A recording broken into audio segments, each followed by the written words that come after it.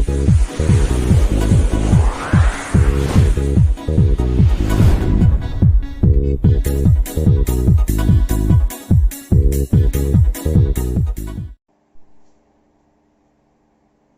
Friends, एक बार फिर से स्वागत है आपका बाबल क्लासेज के online classes study with Babal sir YouTube channel. दोस्तों, मैं आपका ज़्यादा समय नहीं लेते हुए अपने जो इंडियन पॉलिटी की क्लास चल रही थी, पॉलिटिकल साइंस की क्लास चल रही थी, उसके अंदर अपनी 9 क्लास कंप्लीट हो चुकी है।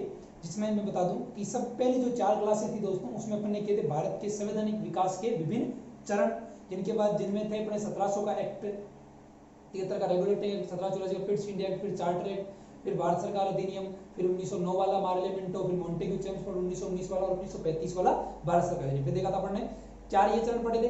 फिर जो आगे के 3 क्लास की थी अपन ने, यानी 5वीं, 6वीं और 7वीं, उसमें संविधान सभा का निर्माण किस प्रकार हुआ, फिर उस संविधान सभा ने किस प्रकार संविधान का निर्माण किया था, ये सारी की सारी चीजें वो अपन किसी क्लास में कर चुके हैं, 7 क्लास के अंदर। फिर 8वीं क्लास के अंदर अपन ने देखा था भारतीय संविधान के विभिन्न विशेषताएं, ठीक है। और फिर जो 8वीं क्लास थी उसके अंदर अपन ने देखा था अपने कि जो संविधान सभा उसकी आलोचनाएं की जाती है, वो किस प्रकार से है, किस कारण की जाती है, फिर उन सारी आलोचनाओं का अपन ने जवाब दिया था। फिर दोस्तों जो अपनी 9th क्लास थी उसके अंदर महत्वपूर्ण जो चीजें थी अपन ने 9th क्लास मतलब जो लास्ट क्लास थी उसमें काफी महत्वपूर्ण चीजें की थी अपन ने किए थे भारतीय संविधान के विभिन्न स्रोत, जिसके अंदर मैंने आपको बताया था 1935 वाला एक्ट, इससे क्या क्या चीजें ली गई थी। फिर देखा था अपन ने ब्रिटेन या इसको यूके कह दूं, इससे क्या क्या चीजें ली गई थी। फिर देखा था अपन ने USA, United states of America, इससे क्या क्या चीजें ली थी। फिर देखा था अपन ने कनाडा, कौन सा कनाडा। और यहां पर मैंने कुछ एक आपको आर्टिकल भी याद कराए थे, जिसमें आपको याद करता हूं इम्पीचमेंट, यानी कि राष्ट्रपति पर महाभियोग। ये कौन सा आर्टिकल था, 61, दोनों सदनों की संयुक्त बैठक 108, 143 बताओ देंगे आर्टिकल 143 परामर्श लेने के लिए, किससे परामर्श लेगा, राष्ट्रपति से। राष्ट्रपति ले सकता है किससे, सुप्रीम कोर्ट से, ठीक है। ये जो आर्टिकल भी अपन देखा था, आर्टिकल 14 के अंदर 2 चीजें देखी, जो एक तो ली गई है अपने यूके ब्रिटेन से, दूसरी कहां से ली गई है, यूएसए से। अच्छा, मौलिक अधिकार कहां से लिए गए, यूएसए से। तो दोस्तों सारी की सारी चीजें, तो 9th क्लास जो थी अपनी वेरी वेरी इंपॉर्टेंट है, एग्जाम में क्वेश्चन आने के 100% चांस, एक क्वेश्चन तो आप उसी में से ही मानो, ठीक है। आज की जो क्लास होने वाली है दोस्तों, उस क्लास के अंदर अपन प्रस्तावना जो है अपनी भारतीय संविधान की, जो प्रस्तावना या जिसको उद्देशिका भी कहते हैं, उसके बारे में डिटेल में डिस्कस करने वाले हैं, ठीक है। कि प्रस्तावना क्या है, किस प्रकार संशोधन किया है, क्या प्रस्तावना संविधान का भाग है, नहीं है तो क्यों नहीं है तो कैसे है, किस प्रकार से, ये सारी की सारी चीजें अपन डिटेल के अंदर डिस्कस करने वाले हैं आज का जो अपनी क्लास होने वाली है। अच्छा, अब देखिए दोस्तों कि प्रस्तावना, आपको देखो आप भारत के लोग हो सारे के सारे, और अपने संविधान में आपको बिलीव भी है, तो दोस्तों मेरा ऐसा मानना है कि आपको संविधान की जो प्रस्तावना वो ऐसे किसी मुंह पे रटी होनी चाहिए। पहले मैं आपको संविधान की प्रस्तावना याद करवा रहा हूं, फिर उसके बाद अपन 1 बाय 1 इसके अंदर चीजें डिस्कस करेंगे। तो दोस्तों जो भारत की प्रस्तावना, यानी कि जो भारत का संविधान है, उसमें जो पहला जो पेज है उस पर क्या लिखी हुई है, प्रस्तावना, या इसको उद्देशिका भी लिखा हुआ मिल सकता है। और इसी से फिर अपन सारी चीजें निकालेंगे और उनको 1 बाय 1 अपन क्या करेंगे, डिस्कस करेंगे। देखिए कैसे। सबसे पहले जो भारत की प्रस्तावना स्टार्ट होगी, याद करो मैंने आपको बताया था हम भारत के लोग, वी द पीपल ऑफ, ये लाइन कहां से ली गई है, यूएसए से। और जो बाकी सारा प्रारूप है कहां से लिया गया था, ऑस्ट्रेलिया से। याद करो, समवर्ती सूची भी ऑस्ट्रेलिया से, दोनों सदनों की संयुक्त बैठक भी ऑस्ट्रेलिया से, अंतर्राष्ट्रीय व्यापार वाणिज्य भी ऑस्ट्रेलिया से। सारी चीजें आपको याद होगी, साथ चीजें याद कर लोगे दोस्तों, साथ साथ में चीजें याद करो।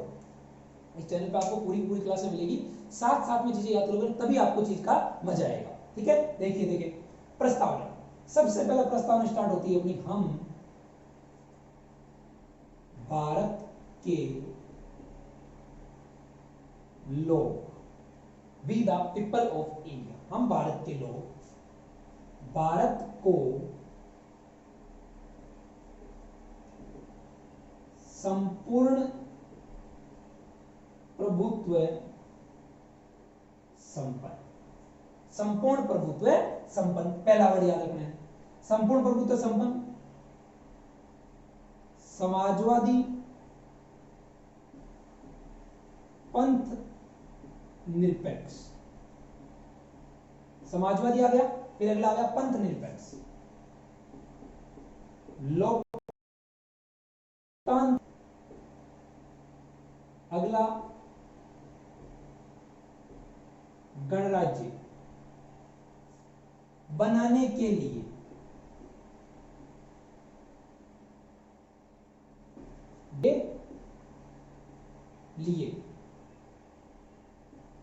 तथा हम भारत के लोग भारत को संपूर्ण प्रभुत्व संपन्न समाजवादी पंथ निरपेक्ष लोकतांत्रिक गणराज्य बनाने के लिए तथा उसके नागरिकों को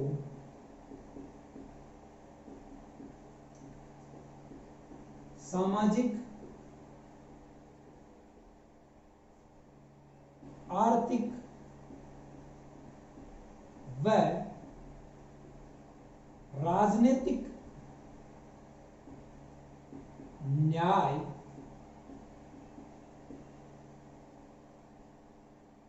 प्रदान, अच्छा यहां से राजनीतिक न्याय,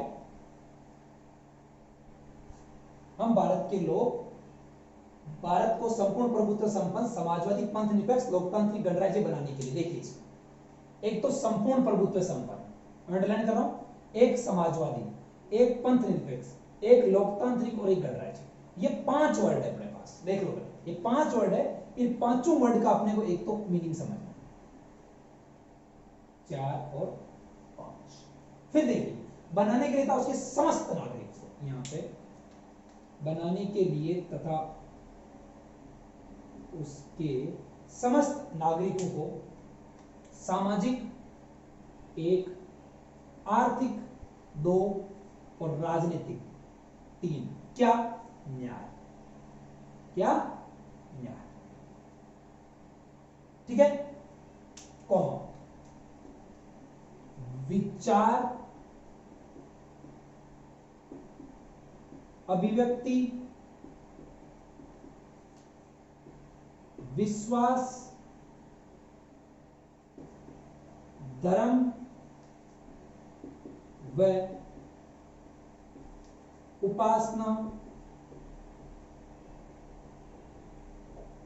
की स्वतंत्रता। फिर देखो प्रतिष्ठा व अवसर की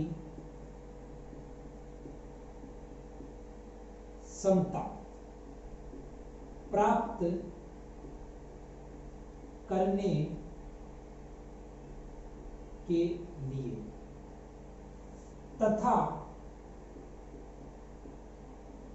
उन सब में व्यक्ति की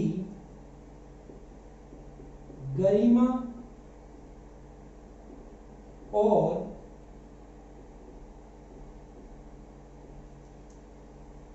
राष्ट्र की एकता व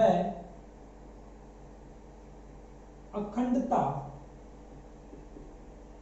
को सुनिश्चित करने वाली बंधुता बढ़ाने हेतु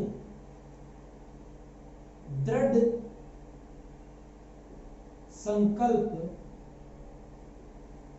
होकर अपनी इस संविधान सभा में, अपनी इस संविधान सभा। अब देखिए दोस्तों, ये आपको ऐसे कैसे याद रहे तो और भी बढ़िया है, वरना मैं आपको तरीका बताऊंगा याद रखने का, उस वो आपको याद रखना है कि किस प्रकार से उसको अपने को याद करनी है। देखिए विचार, अभिव्यक्ति, विश्वास, धर्म, उपासना, ये 5 प्रकार की किसकी बात की गई है? स्वतंत्रता। 5 प्रकार की बात की गई है स्वतंत्रता। अभी पढ़ेंगे कि मुख्य मुख्य तत्व देखो, न्याय, स्वतंत्रता, फिर देखो प्रतिष्ठा 1 और अवसर 2 की समता, की समता, ये तीसरा तत्व प्राप्त करने के लिए। तथा उन सब में व्यक्ति की गरिमा और राष्ट्र की एकता व अखंडता को सुनिश्चित करने वाली बंधुता, सुनिश्चित करने वाली बंधुता। चार मुख्य तत्व अगर पूछे जाए आपको कि प्रस्तावना के चार मुख्य तत्व क्या है, तो न्याय, स्वतंत्रता, समता और बंधुता। इसके आगे क्या आएगा, देखो दोबारा सुनो प्रस्तावना को। हम भारत के लोग भारत को संपूर्ण प्रभुत्व संपन्न समाजवादी पंथ निरपेक्ष लोकतांत्रिक गणराज्य बनाने के लिए तथा उसके समस्त नागरिकों को सामाजिक, आर्थिक और राजनीतिक, अभी मैं लिखाऊंगा अलग अलग आपको, तीन प्रकार के न्याय की बात की गई है प्रस्तावना में, सामाजिक, आर्थिक और राजनीतिक। और एग्जाम में क्वेश्चन पूछा था कई बार। विचार, अभिव्यक्ति, विश्वास, धर्म व उपासना की स्वतंत्रता, पांच प्रकार की स्वतंत्रता। प्रतिष्ठा व अवसर की समता प्राप्त करने के लिए तथा उन सब में व्यक्ति की गरिमा और राष्ट्र की एकता व अखंडता को सुनिश्चित करने वाली बंधुता बढ़ाने हेतु दृढ़ संकल्प होकर अपनी इस संविधान सभा में आज, इसके आगे देख लो, आज दिनांक 26 नवंबर 1949 एतक द्वारा, यानी कि सभी शामिल हो गए, ठीक है, शुक्ल याद रखना है, मिति मार्गशीर्ष शुक्ल सप्तमी विक्रमी संवत 2006 संविधान को अंगीकृत, अधिनियमित और आत्मनिर्भर करते हैं। किसको? भारत की जनता। इसको भारत की जनता। और लोग कौन? भारत के लोग। तो दोस्तों पूछा जाता है कि संविधान की शक्ति किसमें निहित है, तो भारतीय जनता में। संविधान किसको समर्पित, अधिनियमित और आत्मनिर्भर किया गया, तो भारत की जनता को। किसके द्वारा बनाया गया, तो भारत की जनता के द्वारा। इनके आंसर ये देना है आपको, ठीक है। अब देखिए दोस्तों, ये जो है पांच तो ये चीजें हो गई, चार तो ये संपूर्ण प्रभुत्व संपन्न समाजवादी पंथ निरपेक्ष लोकतांत्रिक गणराज्य, पांच तो चीजें हो गई, और चार ये हो गई न्याय, स्वतंत्रता, समता और बंधुता, ठीक है। इनको कैसे याद रखना है, अगर आपको पूरी अगर प्रस्तावना ऐसे कैसे याद रहती है तो और भी बढ़िया है, और ऐसे सीधी सीधी याद नहीं रहती तो आपको ये पॉइंट है जो बुलेट पॉइंट्स में भी लिखा दूंगा, वो तो आपको ध्यान रखना है। आप इसको यहां तक अगर नोट डाउन करना चाहो तो आप इसको नोट डाउन कर सकते हो, ठीक है। एक बार इसको नोट डाउन करना चाहो तो यहां तक नोट डाउन कर सकते हो आप। अच्छा, यहां तक क्लियर, आपको नोट डाउन कर सकते हो। अगर नहीं भी कर रहे हो तो कोई दिक्कत नहीं, क्योंकि मैं आपको बुलेट पॉइंट पे सारी की सारी चीजें दोबारा से दिखाने वाला हूं, ठीक है। देखिए किस प्रकार से याद, किस प्रकार से रखना है।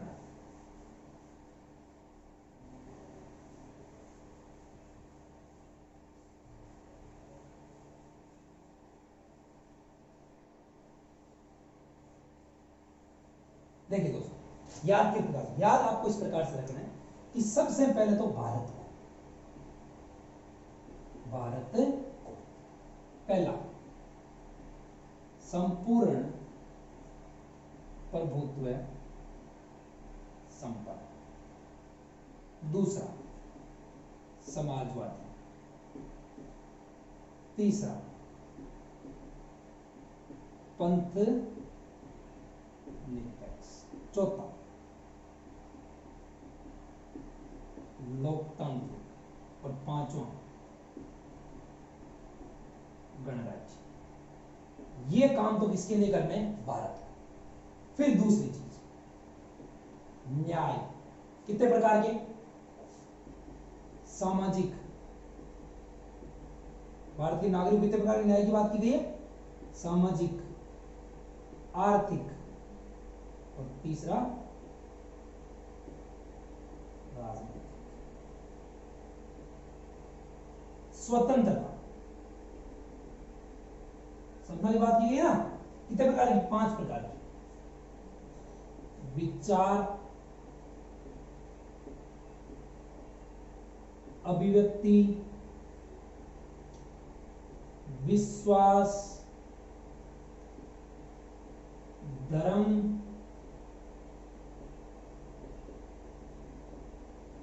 पांचवा उपासना। फिर अगली जो दोस्तों बात की गई है अपने, इसकी बात की गई है समता। समता 2 प्रकार की, पहले प्रतिष्ठा और दूसरी अवसर। अगली बात किसकी की गई है? बंधुता। कौन कौन सी? व्यक्ति की गरिमा और दूसरी राष्ट्र की एकता व अखंड। प्रस्तावना आपको याद रहे तो भी द बेस्ट याद तो रखनी है। अगर आप सिविल सर्विसेज के स्टूडेंट का आपको प्रस्तावना इससे की रटी हुई होनी चाहिए। ठीक है, अब देखिए हमारे गुरुजी में पूछा करते क्लास में खड़े करके प्रस्तावना बताओ। ठीक है, अब देखिए भारत को कितने प्रकार, 5 प्रकार, संपूर्ण प्रभुत्व संपन्न समाजवादी पंथ निरपेक्ष लोकतांत्रिक गणराज्य बनाने के लिए तथा इसके समस्त नागरिकों को सामाजिक आर्थिक और राजनीतिक न्याय, कितने प्रकार के न्याय की बात की गई है, 3 प्रकार की न्याय। याद कैसे रख सकते हो, सहारा से, साआरा, देखो सामाजिक आर्थिक और राजनीतिक, साआरा नॉट सहारा, साआरा कैसे याद रखोगे, साआरा, साआरा, सामाजिक आर्थिक और राजनीतिक कितने प्रकार न्याय की बात की गई। क्वेश्चन पूछा जाता है भारतीय संविधान की प्रस्तावना में कितने प्रकार के न्याय की बात की गई, कितने प्रकार न्याय की बात की गई है, 3 प्रकार। पूछ जाता है भारतीय जो संविधान है उसकी प्रस्तावना में कितने प्रकार की स्वतंत्रता की बात की गई है, तो 5 प्रकार की। कौन कौन सी, विचार, अभिव्यक्ति, विश्वास, धर्म और उपासना। अभी आया था फर्स्ट ग्रेड के अंदर, हाल ही फर्स्ट ग्रेड हुई जो 2018 वाली भर्ती उसके अंदर था, लेकिन उसको ऑप्शन क्या दिया था देखना, ऑप्शन दिया 6, 7, 8 और 9। ऑप्शन क्या करना था आपको, आरपीसी ने क्या माना, 6 सही माना। क्यों सही माना था, क्योंकि 5 के वजह से 7 तो जा नहीं सकती, स्टार्ट किया था ऑप्शन, हालांकि है कितनी कायदे से कितनी 5 होनी चाहिए, लेकिन ऐसे क्वेश्चन आज चाहे आपको दिमाग लगाना थोड़ा बहुत कि क्या करना है। फिर देखिए समता कितने प्रकार की, 2 प्रकार की, प्रतिष्ठा और अवसर, प्रतिष्ठा और अवसर की, बंधुता, व्यक्ति गरिमा और राष्ट्र की एकता व अखंडता। हालांकि अखंडता तो बाद में जोड़ा गया था, 3 वर्ड बाद में जोड़े गए, देखेंगे अपन प्रस्ताव के अंदर कैसे जोड़े गए थे, कब जोड़े गए। ठीक है दोस्तों, तो ये वाली चीज हो गई अपने यहाँ पर। क्लियर है यहाँ तक कि याद रहेगी आपको, सामाजिक सोशल रूप से, इकोनॉमिक रूप से और राजनीतिक पॉलिटिकल रूप से। ठीक है, पहले एक बार इसको ऐसे कैसे फिर से नोट डाउन कीजिए। प्रस्ताव नोट डाउन किए तो भी नोट डाउन करना है, और प्रस्ताव नोट डाउन नहीं किए तो भी इसको ऐसे कैसे नोट डाउन करना है। अच्छा, कब क्या करना है बता दूं आपको, 26 नवंबर 1949 को। फिर भी पूछ रहे तो मिति, मार्गशीर्ष शुक्ल सप्तमी संवत 2006 विक्रमी। इस दिन क्या किया गया था, भारत का संविधान अंगीकृत, अधिनियमित और आत्मनिर्भर। मैं बोल रहा हूं लिख लेना, 26 नवंबर 1949 को मिति मार्गशीर्ष शुक्ल सप्तमी संवत 2006 विक्रमी को अंगीकृत, अधिनियमित और आत्मार्पित किया गया था। ठीक है, ये सारी चीजें आपको याद होनी चाहिए। अब बस सभी जो प्रस्ताव है बस छोटी छोटी चीजें बच्चे, एक बार इसको आप नोट डाउन करो, फिर मैं आगे डिस्कस करता हूं। तो यहां तक आपने नोट डाउन कर लिया दोस्तों, तो यहां तक की चीज क्लियर है। अब देखिए आगे बढ़ सकते हैं अपन, क्या चीज है इसमें, कुछ एक जो इंपॉर्टेंट चीजें हैं प्रस्तावना के अंदर वो अपने को देखनी है। देखिए क्या क्या प्रस्तावना के अंदर इंपॉर्टेंट चीजें हैं। आज की क्लास जो है मेनली अपनी भारत की प्रस्तावना पर ही आधारित है पूरी पूरी। अच्छा, प्रस्तावना को इंग्लिश में क्या कहते हैं बताता हूं, प्रियम्बल। क्या पता कई बार नाम पूछ ले, प्रियम्बल। अब देखिए दोस्तों, सबसे पहले पूछा जाता है कि प्रस्तावना का आधार क्या है, प्रस्तावना का आधार क्या है। तो दोस्तों मैं आपको बता दूं कि प्रस्तावना जो है, प्रस्तावना का आधार है, और मैंने जब डिस्कस किया था, संविधान सभा की 3री बैठक हुई थी, कब हुई थी, 13 दिसंबर 1946।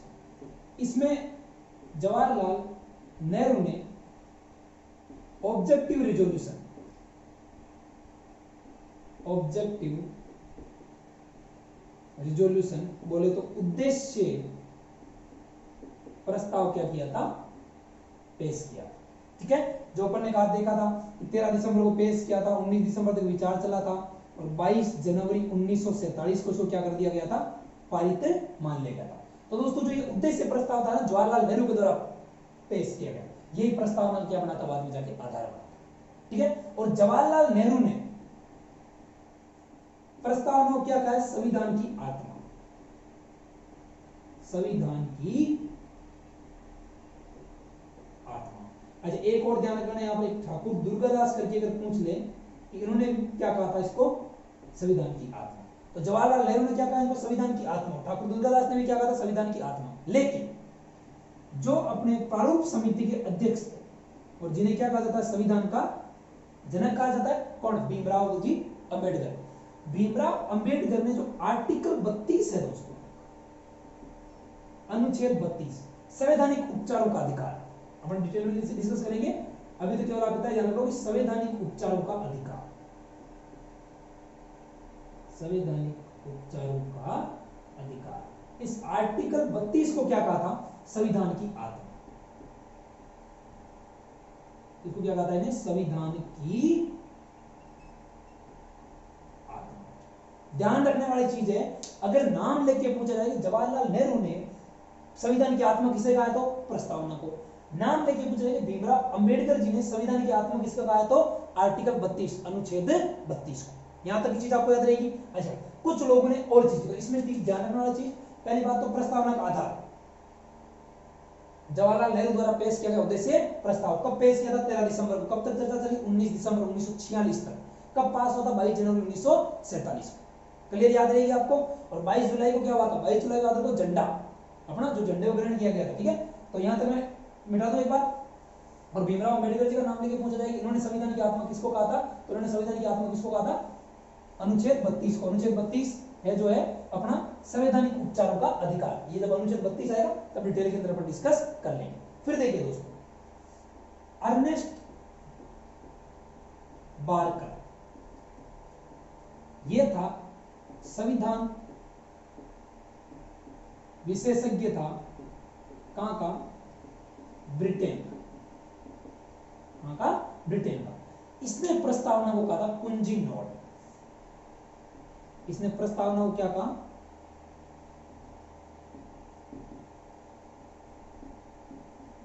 कुंजी नोट। किसने? अर्नेस्ट बारकर ने। नाम याद रखो। प्रारूप समिति के सदस्य थे कन्हैयालाल माणिक्यलाल मुंशी, के मुंशी। इन्होंने दोस्तों जो प्रस्तावना है ना, इस प्रस्तावना को कहा था संविधान की कुंडली। पूछा जाए कि संविधान की कुंडली, संविधान की कुंडली प्रस्तावना को किसने कहा था, तो याद रखना है कन्हैयालाल माणिक्यलाल मुंशी। कन्हैयालाल माणिक्यलाल मुंशी, तो याद रहेगी आपको चीजें। तो अब तक की जो चीजें थी उसमें अपन ने क्या क्या चीजें देख ली, उसके अंदर अपन ने ये देख ली। सबसे पहले तो कितने प्रकार के न्याय की बात की गई है संविधान में? 3 प्रकार के न्याय। कौन कौन सा? सामाजिक, आर्थिक, राजनीतिक। याद कैसे रखना? सारा। ठीक है, कि भारत को क्या क्या बनाना है? समाजवादी, पंथ, संपूर्ण प्रभुत्व संपन्न, समाजवादी, पंथ निरपेक्ष और लोकतांत्रिक गणराज्य। पांचों के डिटेल में डिस्कस करेंगे भी अपन। ठीक है, और जो आगे वाली चीजें मैं आपको केवल बोल बोल के बताऊंगा, पूरी पूरी चीज लिखाऊंगा नहीं, आप अपने हिसाब से नोट डाउन कर लेना। कि वो मेंस की चीजें, किसी को नोट्स चाहिए तो मेरे को व्हाट्सएप कर सकता है, वीडियो के पीछे नंबर दिए हुए रहते हैं, तो वहां से आपको नोट्स अवेलेबल करवा दिए जाएंगे। अब देखिए फिर कितने प्रकार की उसने समता, सॉरी अपने बंधुता। तो बंधुता क्या थी? अपने व्यक्ति की गरिमा और राष्ट्र की एकता व अखंडता को बनाए रखना। ठीक है, तो ये जो सारी चीजें थी। फिर समता कितने प्रकार की थी? 5 प्रकार की। कितने प्रकार की थी? 5 प्रकार की। बोलो कौन कौन सी? विचार, अभिव्यक्ति, विश्वास, धर्म और उपासना। धर्म और उपासना याद रहेगा। अच्छा, विचार और अभिव्यक्ति को लोग सेम ही समझ लेते हैं, ये अलग अलग चीजें। किस बारे में चीजें? विचार, तो मेरे मन में विचार आया कि मैं किसी को कुछ बोलूं और मैंने बोल दिया, यानी कि उसको अभिव्यक्त कर दिया, एक्सप्रेशन कर दिया, उसका एक्सप्रेस कर दिया उसको, तो वो चीज क्या हो जाएगी? अभिव्यक्ति। विचार होता है थॉट और वो होता है एक्सप्रेशन। ठीक है, ये दोनों के अंदर फर्क है। ठीक है, तो यहां तक एक बार आप इसको चीज को यहां तक नोट डाउन कर लीजिए। पीछे वाले आपने नोट डाउन कर ली होगी। अब बढ़ते हैं अपन आगे, तो बढ़ जाए यहां तक। तो एक बार जवाहरलाल नेहरू ने क्या कहा प्रस्तावना को? संविधान की आत्मा। अच्छा, और भीमराव अंबेडकर ने किसको कहा था संविधान की आत्मा?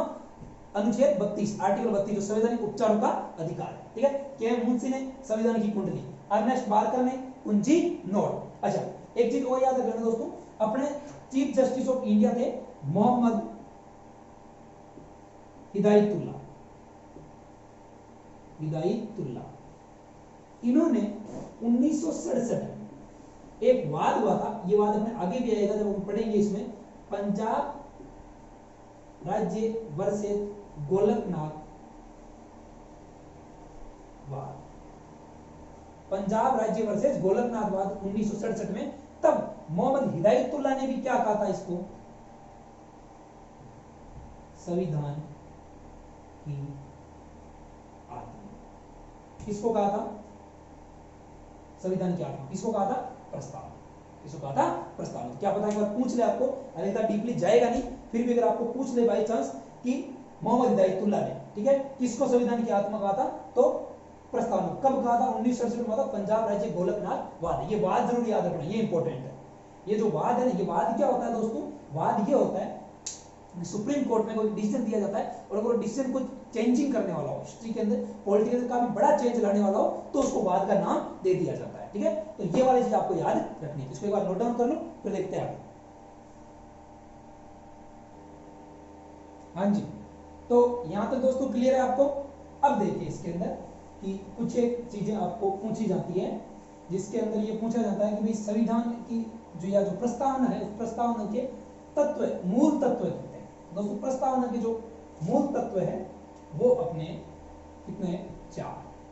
वो अपने कितने? 4। कौन कौन से? वो देखिए। हाँ जी, तो दोस्तों यहां तक अपनी चीज क्लियर है कि अब तक अपन ने देख लिया कि जो प्रस्तावना है, प्रस्तावना का क्या क्या है, इसके अंदर कितने प्रकार के न्याय की बात की गई है, कितने प्रकार की स्वतंत्रता की बात की गई है, कितने प्रकार की समता की बात की गई है, कितने प्रकार की बंधुता की बात की गई है। फिर देखिए दोस्तों, मैंने बताया था किसको किसने क्या कहा था, किसको किसने मतलब प्रस्तावना को बाकी अलग अलग लोगों ने क्या, जैसे अर्नेस्ट बारकर ने क्या कहा, मुंशी ने क्या कहा, जवाहरलाल नेहरू ने क्या कहा, बहुत सारी चीजें अपन डिटेल के अंदर देख चुके हैं। अब देखिए मैंने आपको बताया कि प्रस्तावना उद्देश्य का 4 मुख्य तत्व है, 4 मुख्य तत्व है।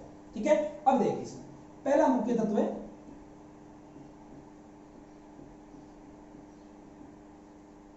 पहला जो है वो है संविधान के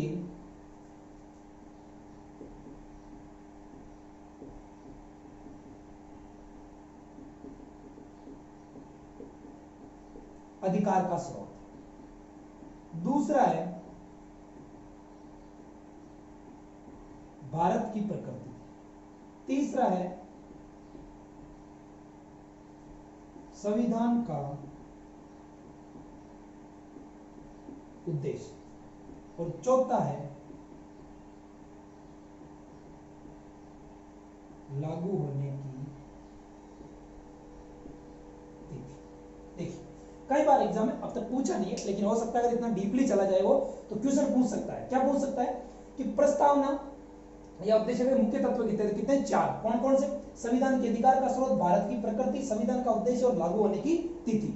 अच्छा, इसमें देखिए संविधान के अधिकार का स्रोत यानी कि जो शक्ति है, पूरे संविधान की शक्ति है, वो किसके अंदर निहित है? तो वो भारत की जनता के अंदर निहित है। यानी कि जो संविधान है किसके द्वारा बनाया गया? जनता के द्वारा। किसको समर्पित है? जनता को समर्पित है। फिर है भारत की प्रकृति। तो प्रकृति के अंदर देखा था अपन ने संपूर्ण प्रभुत्व संपन्न, समाजवादी, वही 5 नाम है, पंथनिरपेक्ष, लोकतांत्रिक और गणराज्य। 5 नाम है, पूरे नहीं लिख रहा हूं मैं, याद है हमने पढ़ चुके हैं। संपूर्ण प्रभुत्व संपन्न, समाजवादी, पंथनिरपेक्ष, लोकतांत्रिक, गणराज्य। ये क्या होनी चाहिए? भारत की प्रकृति इस प्रकार की होनी चाहिए। ये कहां गया? प्रस्तावना में। फिर संविधान का उद्देश्य, तो उद्देश्य सबको न्याय, स्वतंत्रता, समता और बंधुता। संविधान के ये 4 उद्देश्य क्या क्या? सबको न्याय प्रदान करवाना। 3 प्रकार के न्याय की बात की थी मैंने याद रहा था, बताया था आपको कैसे याद रखना है सारा, अभी बताया था 10 मिनट पहले इसी क्लास में। सामाजिक, आर्थिक और राजनीतिक 5 प्रकार की स्वतंत्रता, समता 2 प्रकार की, बंधुता 2 प्रकार की। फिर लागू होने की तिथि 26 नवंबर 1949। और मैंने वो भी बताया था आपको कि अगर आपको हिंदी कैलेंडर की डेट पूछे तो मिति मार्गशीर्ष शुक्ल सप्तमी संवत 2006 विक्रमी, ये भी आपको याद रखना है। और संविधान को क्या करते हैं? अधिनियमित, अंगीकृत और आत्मर्पित। किसको किया गया? भारत की जनता को। किसके द्वारा निर्मित? भारत की जनता के द्वारा। तो दोस्तों यहां तक अपने जो है ये प्रस्तावना की इंपॉर्टेंट प्रस्तावना की पूरी एक क्लास में इसलिए ले रहा हूं, प्रस्तावना इंपॉर्टेंट है। और जो मेंस एग्जाम की तैयारी करते हैं उनके लिए तो इतनी इंपॉर्टेंट है, तो उनको पूरी याद होनी चाहिए। एक बार फिर बोल के सुनाता हूं, हम भारत के लोग भारत को संपूर्ण प्रभुत्व संपन्न, समाजवादी, पंथनिरपेक्ष, लोकतांत्रिक, गणराज्य बनाने के लिए तथा इसके समस्त नागरिक को सामाजिक, आर्थिक और राजनीतिक न्याय प्रदान करने के लिए तथा विचार, अभिव्यक्ति, विश्वास, धर्म, उपासना की स्वतंत्रता, फिर समता, फिर बंधुता। ठीक है, याद रहेगी चीजें। तो ये चीजें आपको डिटेल के अंदर सारी याद रखनी है। अब देखिए दोस्तों हम अगली चीज की ओर बढ़ जाते हैं। आप इसको नोट डाउन कर लो। चारों संविधान कितने तत्व है? सॉरी, प्रस्तावना कितने मुख्य तत्व है? 4 मुख्य तत्व है। अब दोस्तों को बढ़ते हैं कि संविधान जो प्रस्तावना है, प्रस्तावना लागू तो कर दी, लेकिन प्रस्तावना के बारे में कुछ क्लियर नहीं कहा गया। क्लियर नहीं कहा गया ऐसे कहते प्रस्तावना का आधार क्या था, अपन ने देखा प्रस्तावना का आधार था अपने ऑब्जेक्टिव रिजोल्यूशन, जो किसके द्वारा लाया गया था, जवाहरलाल नेहरू के द्वारा। पहले जो 13 दिसंबर को तीसरी बैठक हुई थी किसकी, अपने संविधान सभा की, 13 दिसंबर 1946 में लाया गया था, डिस्कस कर चुके हैं पहले। अच्छा, तो इसमें ये बताया नहीं गया उन्होंने कि प्रस्तावना संविधान का भाग है कि नहीं। सब कह दिया कुंजी नोट है, संविधानिक कुंडली है, सारी की सारी, लेकिन इसमें बाद में दोस्तों क्या छिड़ गया, विवाद छिड़ गया कि प्रस्तावना संविधान का भाग है या नहीं। तो देखिए दोस्तों,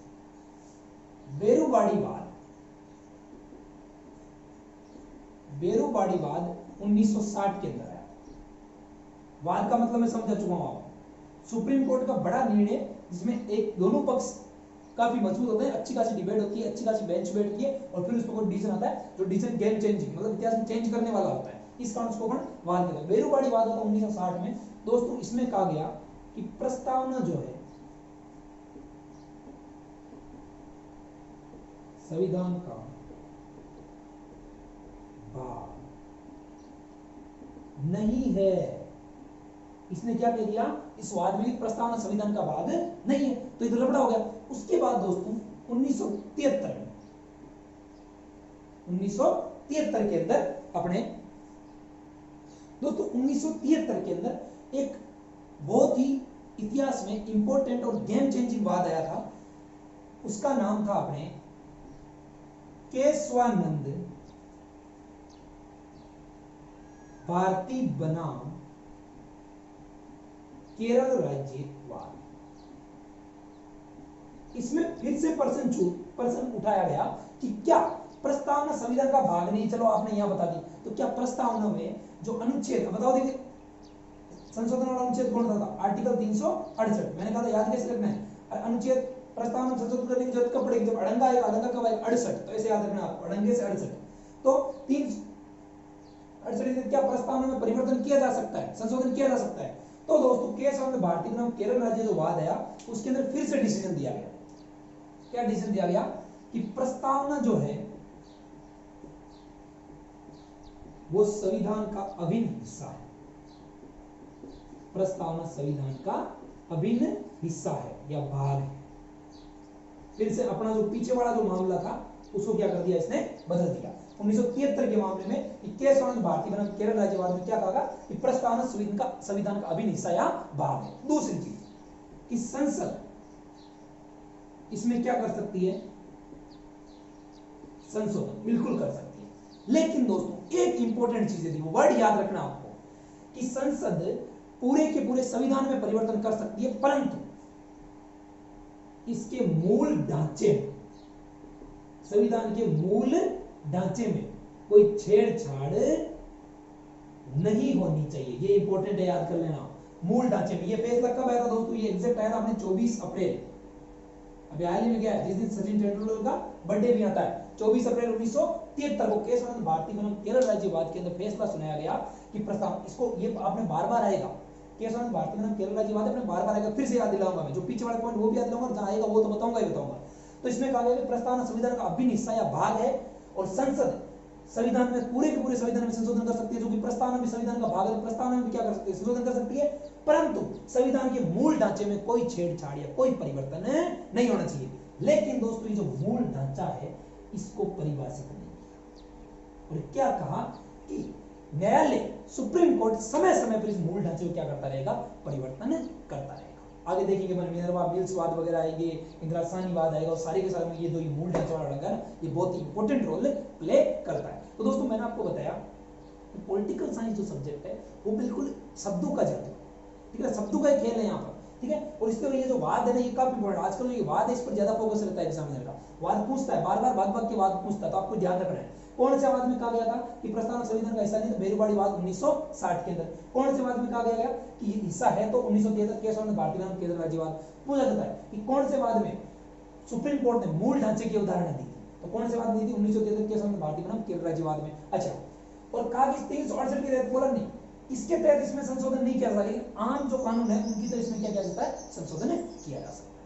बस अब इसी टाइम दोस्तों इंदिरा जी की सरकार थी, तो 42वां संविधान संशोधन क्या कहते हैं। ये दोनों वाद है, आप इंपॉर्टेंट है, इनको नोट डाउन कर लेना, ठीक है। मैं इनको बैठा के आगे देखते हैं दोस्तों। अब तक प्रस्तावना 1973 में छूट मिल गई, कि संसद क्या कर सकती है, प्रस्तावना में क्या कर सकती है, संशोधन कर सकती है।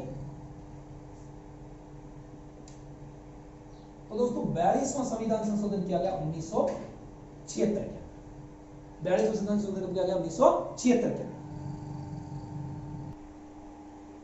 देखिए दोस्तों, तो 42वां संविधान संशोधन किया गया 1976 के। अच्छा, इसको याद कैसे रखना है, याद ऐसे आपको रखना है 42 4 और 2 तो इधर 6, ठीक है। 1976 के अंदर किसके टाइम में, प्रधानमंत्री थी इंदिरा गांधी, और प्रस्तावना के अंदर 3 वर्ड जोड़े,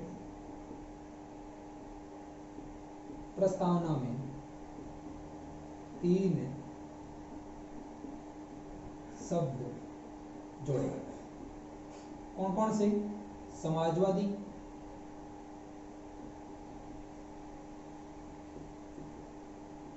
पंथ निरपेक्ष, और तीसरा जोड़ा गया, वो जोड़ा गया आपने अखंडता। समाजवादी, पंथ निरपेक्ष और अखंडता, सोशलिज्म, सेक्युलरिज्म और इंटीग्रिटी। ये जो 3 वर्ड है दोस्तों, ये अपने किसके अंदर जोड़े गए, प्रस्तावना के अंदर। तो प्रस्तावना में एकमात्र संविधान संशोधन किया, एकमात्र बार संशोधन किया गया कब, 42वां संविधान संशोधन 1976 के। और इस 42वें संविधान संशोधन को अपन मिनी संविधान भी कहते हैं, मिनी कॉन्स्टिट्यूशन भी कहते हैं। तो ये आपको याद रखना है, सिंपल चीज है, ये आप कई बार क्वेश्चन के अंदर देख चुके हो। अब देखिए दोस्तों, यहां तक चीज आपको क्लियर हो गई। अब अपने को देखना है प्रस्तावना में जो मैंने आपको तत्व बताया ना, इसके इन सारे के सारे तत्वों का अपने को अर्थ समझना है, वन बाय वन। अर्थ कैसे समझना है कि जैसे मैंने आपको बताया कि भारत की जो प्रकृति है, भारत की प्रकृति संपूर्ण प्रभुत्व संपन्न, समाजवादी, पंथ निरपेक्ष, लोकतांत्रिक, गणराज्य, इन पांचों के वर्ड जो है, इसको अपने को मतलब समझना है। फिर मैंने कहा था न्याय आपको 3 प्रकार का बताया मैंने, सामाजिक, आर्थिक और राजनीतिक, इन तीनों का अपने को क्या समझना है, अर्थ समझना है, ठीक है। फिर मैंने आपको बताया कि जो स्वतंत्रता है 5 प्रकार की, विचार, अभिव्यक्ति, विश्वास, धर्म और उपासना, इन पांचों का जो है, इनका भी अपने को सेंस समझना है, ठीक है। अब देखिए दोस्तों कि इसमें है, इसमें काफी सारा लिखाने वाला है, तो मैं केवल आपको बोल बोल के इसका अर्थ समझा रहा हूँ। आपको अगर इसकी नोट्स चाहिए तो आपको मैं नोट्स अवेलेबल करवा दूंगा, ठीक है। पीडीएफ कॉपी चाहिए वो अवेलेबल हो जाएगी, ठीक है। और अगर उसमें कोई चीज में आपको डाउट हो और आपको दोबारा समझना हो तो आप वीडियो के नीचे कमेंट कर देना। तो नेक्स्ट जो भी वीडियो आएगा मेरा, 2-3 वीडियो बाद में जो भी वीडियो आएगा, उसमें मैं आपको वो चीज सारी की सारी क्या है, डिटेल के अंदर डिस्कस करवा दूंगा, ठीक है दोस्तों। तो पहला देखिए, इसके अंदर पहला जो वर्ड आता है वो आता है अपने संप्रभुता, सॉवरेनिटी। संप्रभुता का मतलब दोस्तों सीधा सीधा ये होता है कि भारत एक संप्रभु देश है। इसका मतलब है कि वो अपने निर्णय लेने के लिए किसी भी बाहरी शक्ति के कंट्रोल में नहीं है। वो अपने निर्णय लेने के लिए क्या है, स्वतंत्र है, और निर्णय कौन लेगी, भारत की जनता। संप्रभुता का मतलब सीधा सीधा, ठीक है। फिर दोस्तों देखिए, कहा जाता है डोमिनियन स्टेट का मतलब क्या होता है कि भारत डोमिनियन स्टेट नहीं है, भारत संप्रभु स्टेट है। डोमिनियन स्टेट था भारत कब तक, जब तक लागू नहीं हुआ था क्या, अपना संविधान 26 जनवरी 1950 तक आप कह सकते हो, ठीक है। 15 अगस्त 1947 से भारत डोमिनियन स्टेट था, कब तक, 26 जनवरी 1900। पहले तो गुलाम था, फिर डोमिनियन था, और उसके बाद 26 जनवरी से भारत क्या हो गया, संप्रभु हो गया। तब से भारत का संविधान, अब कोई भी निर्णय लिए जाते हैं भारत के संविधान के अनुसार से लिए जाते हैं। यहाँ पर दोस्तों एक क्वेश्चन ये उठता है, एक बार पूछ लिया जाता है कि अपन ने कई बार कोई दूसरे देश समझौते करते हैं, ठीक है। या जैसे अपन ने मई 1949 के अंदर राष्ट्रमंडल खेलों की जो सदस्यता उसको क्या दे दिया था, अपन ने उसको मान्यता दी थी। तो क्या ये अपनी संप्रभुता को कहीं ना कहीं लिमिट करता है या कहीं संप्रभुता को दबाता है? तो ऐसा बिल्कुल ही नहीं है दोस्तों, क्योंकि अगर कोई भी देश है वो दूसरे देश से समझौता करता है तो वो अपने हितों के लिए समझौता करता है, और उस समझौते में वो स्वतंत्र होता है, उस समझौते को कभी भी वो तोड़ सकता है, ठीक है। तो भारत राष्ट्रमंडल खेलों का सदस्य है, इसका मतलब ये कहीं पे भी नहीं बन जाता कि वो भारत की संप्रभुता को हानि पहुंचाता है या संप्रभुता को कम करता है, ठीक है। तो ये दोस्तों चीज होगी अपने संप्रभुता। दूसरा जो आती है अपने, वो आती है समाजवाद, सोशलिज्म।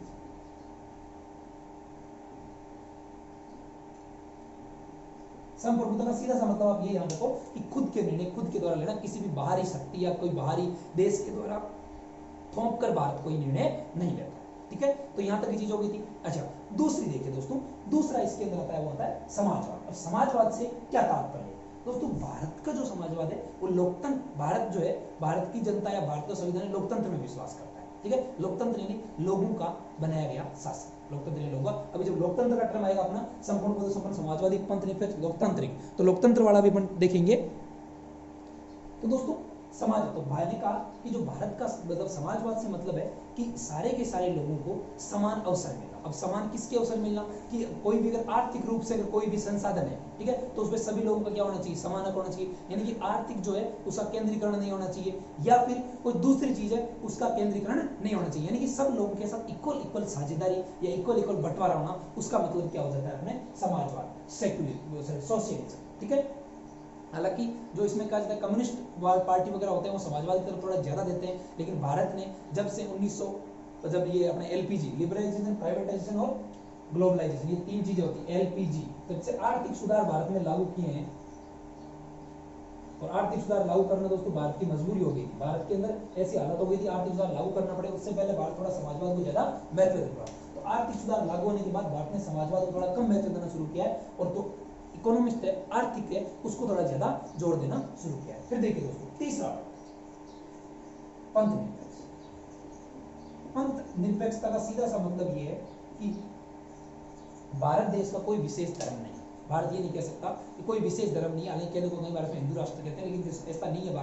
भारत में सभी धर्मों को समान मान्यता दी गई है। इसका मतलब भी क्या है, पंथ निरपेक्षता। हालांकि जो अपना अनुच्छेद है उसके अंदर क्या कहेगी, राज्य है सभी धर्मों को समान संरक्षण देगा। तो कई बार है कि जो सरकार है वो क्या करवाती है, कुछ धार्मिक उत्सवों का आयोजन करवाती है, कई बार है कुछ धार्मिक जो संस्थाएं जैसे वक्फ बोर्ड वगैरह वो क्या देती है, अनुदान देती है। तो दोस्तों वो इस सेंस में नहीं है कि कहीं भी वो पंथ निरपेक्षता को सीमित नहीं करता है। पंथ निरपेक्ष उससे कोई मतलब नहीं है कि भारत से पंथ निरपेक्ष नहीं रह जाएगा। क्यों, संरक्षण मिल रहा है तो सबको समान मिल रहा है भाई, हिंदू को जितना मिल रहा होता मुस्लिम को मिल रहा है उतना, सिख को मिल रहा उतना ईसाई को मिल रहा है। किसी धर्म के साथ पार्शियलिटी नहीं होती कि इस धर्म को ज्यादा महत्व दिया या उस धर्म को कम महत्व दिया, लेकिन कोई भी विशेष धर्म जो है अपने भारत राष्ट्र का नहीं माना गया है। फिर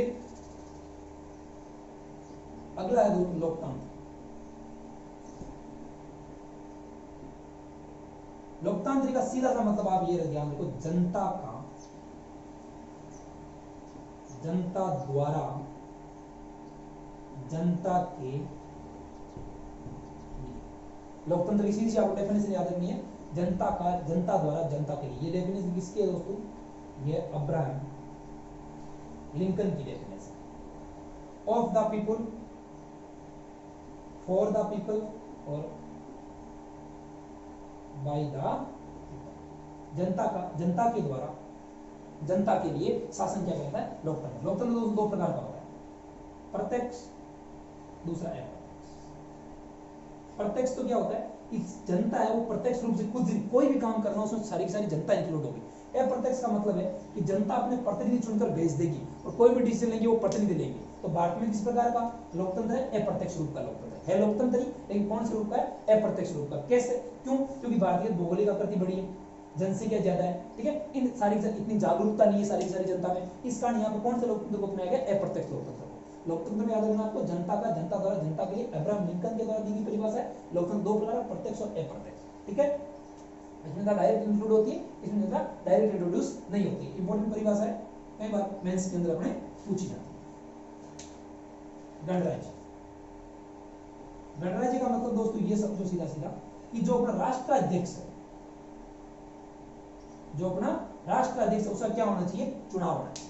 राष्ट्राध्यक्ष क्या होना चाहिए, चुनाव होना चाहिए, और सीधा सीधा चुनाव होना चाहिए प्रत्यक्ष। जैसे अपना राष्ट्राध्यक्ष है राष्ट्रपति होता है, और राष्ट्रपति क्या होता है, चुनाव होता है। हालांकि उसका प्रोसेस अलग होता है कि उसमें जनता जो होती है वो सीधे रूप से भाग नहीं लेती है, लेकिन फिर भी क्या होता है, चुनाव तो होता ही है। चुनाव कौन करता है, जनता के द्वारा चुने गए प्रतिनिधि। अपन देखेंगे जब राष्ट्र चुनाव पड़ेंगे तो अपन देखेंगे कौन करता है, संसद के जो सदस्य या फिर राज्यों की विधानसभा के सदस्य सारे के सारे जो मिलकर है, एमपीज, एमएलए, ये सारे के सारे क्या करते हैं, राष्ट्रपति का चुनाव करते हैं। तो और एमपीज, एमएलए किसने चुना, जनता ने। तो एक तरह जनता इंक्लूड हुई कि नहीं हुई, जनता इंक्लूड हुई उसके अंदर, ठीक है। तो ये होता है अपना गणराज्य। तो ये दोस्तों 5 हो गए। ये अपने जो प्रस्तावना है उसमें बड़ा बताई गई है भारत की प्रकृति, भारत की प्रकृति। तो भारत की प्रकृति कैसी होनी चाहिए, संपूर्ण प्रभुता संपन्न समाजवादी पंथ निरपेक्ष लोकतांत्रिक और गणराज्य, ठीक है। फिर देखिए दोस्तों कि यहां तक की चीज क्लियर है। अगर इसमें आप थोड़ा बहुत इसमें नोट डाउन करना चाहो, जैसे ये राष्ट्राध्यक्ष वगैरह मैंने बताया जनता का, तो आप इसको नोट डाउन कर लो एक बार। तो यहां तक की चीज क्लियर है। अब देखिए 3 प्रकार की किसकी बात की गई, न्याय की बात की। भारतीय संविधान के अंदर 3 प्रकार की किसकी बात की गई है, न्याय की बात की गई है। याद रखने के लिए मैंने बताया आपको सा आ रा, सामाजिक, आर्थिक और राजनीतिक। सामाजिक, आर्थिक और राजनीतिक। सामाजिक न्याय का मतलब है दोस्तों कि किसी भी व्यक्ति के साथ जाति, धर्म, लिंग, नस्ल के आधार पर कोई भेदभाव नहीं किया जाएगा और सभी को क्या किया जाएगा, समान ट्रीट किया जाएगा। संविधान में ऐसा किया गया है, सबको समान ट्रीट किया गया है। हालांकि कई बार ये होता है कि कुछ आरक्षण वगैरह दिए जाते हैं, तो दोस्तों वो अलग चीज होती है, वो है कि जो पिछड़ा वर्ग है उसको, जो आगे निकला हुआ वर्ग है उसके बराबर लाने के लिए क्या दिए जाते हैं, उनको आरक्षण दिए जाते हैं। ठीक है, फिर है दूसरा दोस्तों आर्थिक, इकोनॉमिक। इकोनॉमिक है कि जो आर्थिक संसाधन है उन पर केंद्रीकरण न होना। केंद्रीकरण नहीं होना। केंद्रीकरण का मतलब ये नहीं है कि जैसे हालांकि भी भारत में केंद्रीकरण है, आर्थिक उतना जो आर्थिक न्याय है उतना सबको मिल नहीं पाता है। ऐसा कहते हैं कि भारत के अंदर जो 95% जो पैसा है ना, वो मात्र कितने परसेंट लोगों के पास है, 2% लोगों के पास तो है कि नहीं। जबकि होना क्या चाहिए, 95% पैसा 95% लोगों के पास होना चाहिए, लेकिन है उल्टा। ठीक है, फिर राजनीतिक का कि सभी को क्या है, सबको चुनाव लड़ने की स्वतंत्रता है, तो वो राजनीतिक न्याय हो गया। जबकि राजनीति के लिए क्या दिया है भारत के संविधान में, सार्वभौमिक मतदान की क्या की गई है, व्यवस्था की गई है। सार्वभौमिक मतदान की व्यवस्था की गई है, ये हो जाएगा अपना राजनीतिक न्याय। ठीक है, तो दोस्तों देखिए ये जो क्लास है अपने कॉमन चलती है सारी की सारी के लिए, जैसे जो नॉर्मल तैयारी कर रहे हैं उनके लिए या फिर मेंस वगैरह की तैयारी करते हैं उनके लिए, इसलिए मैंने इनको ज्यादा डिटेल के अंदर नहीं बताया। अगर इसको और भी डिटेल के अंदर चाहिए तो वो मेरे से व्हाट्सएप पे कांटेक्ट कर सकता है, उसको डिटेल के अंदर सारे सारे नोट्स मिल जाएंगे। ठीक है, तो ये हो गया अपने जैसे समता वगैरह, भारत की एकता अखंडता वगैरह, वो उसको आप नॉर्मली इजी वे में उसको समझ सकते हो। ठीक है, उसमें ज्यादा उतना समझाने वाली चीज नहीं है। अच्छा, तो दोस्तों ये जो क्लास थी आज की क्लास के अंदर अपने प्रस्तावना के बारे में सारी सारी चीज देखिए। सबसे पहले प्रस्तावना आपको याद रखनी है, प्रस्तावना क्या है। फिर उसके बाद आपको याद रखना है कि प्रस्तावना में कितने प्रकार के न्याय की बात की गई है, कितने प्रकार की स्वतंत्रता की बात की गई है, और कितने प्रकार की उसके अंदर अपने समता की बात की गई, कितने प्रकार की बंधुता की बात की गई है, सारी की सारी। ठीक है, फिर आपको याद रखना है कि प्रस्तावना को किसने क्या कहा था, अर्नेस्ट बार्कर ने क्या कहा था, जवाहरलाल नेहरू ने क्या कहा था, के मुंशी ने क्या कहा था इसको। फिर अपने बताया था मैंने आपको कि प्रस्तावना जो है ये संविधान का भाग है कि नहीं है। पहले गया 1960 के बेरोबारीवाद में कहा गया कि प्रस्तावना संविधान का भाग नहीं है, लेकिन फिर 1973 के केसवन में भारतीय बनाम केरल राज्यवाद में कहा गया प्रस्तावना संविधान का भाग है। अच्छा, एक चीज और, जो केशवानंद भारती वाला जो वाद हुआ था ना दोस्तों, केशवानंद भारती वाला 1973 वाला जो ये वाद हुआ था, इस वाद के अंदर एक चीज और कही कि प्रस्तावना जो है वो ना तो किसी प्रकार की शक्ति देती है और न ही किसी प्रकार शक्ति लेती है। नहीं, प्रस्तावना जो है, प्रस्तावना कोई शक्ति नहीं है, बस ये जो है उनके मस्तिष्क में फ्रेम बनाने के लिए संविधान निर्माताओं ने प्रस्तावना को लागू किया। हालांकि प्रस्तावना संविधान का भाग है, पर ये किसी भी प्रकार की कोई शक्ति प्रदान नहीं करती है। ठीक है, ये किसके अंदर कहा गया था, इसी केशवानंद भारती बनाम केरल राज्य जो वाद है इसके अंदर इन्होंने ये चीज कही थी। दूसरी चीज कि प्रस्तावना जो है वो न्यायालय द्वारा परिवर्तनीय नहीं है। परिवर्तनीय मतलब कि न्यायालय जो है प्रस्तावना को लागू करवाए कि भाई कोई कहते कि मेरे को राजनीतिक न्याय नहीं मिल रहा है, कोई सामाजिक, तो न्यायालय में उसके लिए कोई नहीं है कि न्यायालय जबरदस्ती उसको लगवाए कि हाँ नहीं प्रस्तावना जो चीजें की गई है सारी सारी लगाओ। ठीक है, तो ये चीज आपको दोस्तों इसके अंदर ध्यान रखनी। प्रस्तावना एकमात्र बार संशोधन किया गया कब, 42वें संशोधन 1976 के द्वारा। संविधान संशोधन क्लास में अलग से लूंगा, इसके अंदर 42वां संविधान संशोधन अपना सबसे ज्यादा इंपॉर्टेंट होगा। दो सबसे ज्यादा इंपॉर्टेंट है 42वां संविधान संशोधन और फिर उसके बाद अपना 44वां संविधान संशोधन, जस्ट उसके 2 साल बाद 1978 के अंदर। याद कैसे रखना, मैंने बताया था आपको कि 42वां जो संविधान संशोधन है उसको याद कैसे रखना, 42वां 1976, 4 और 2 6 और 6 1976 किसके टाइम में हुआ था, इंदिरा गांधी। आजकल क्वेश्चन ऐसे पूछने लग गया कि ये संशोधन इनमें से ये संशोधन किसके काल में हुआ था, फिर नीचे प्रधानमंत्री की लिस्ट दे देगा, पता नहीं चलेगा क्या हुआ। ठीक है, तो यहां तक ये चीजें क्लियर होगी। तो दोस्तों ये चीजें हैं अपन ने देख ली प्रस्तावना के बारे में।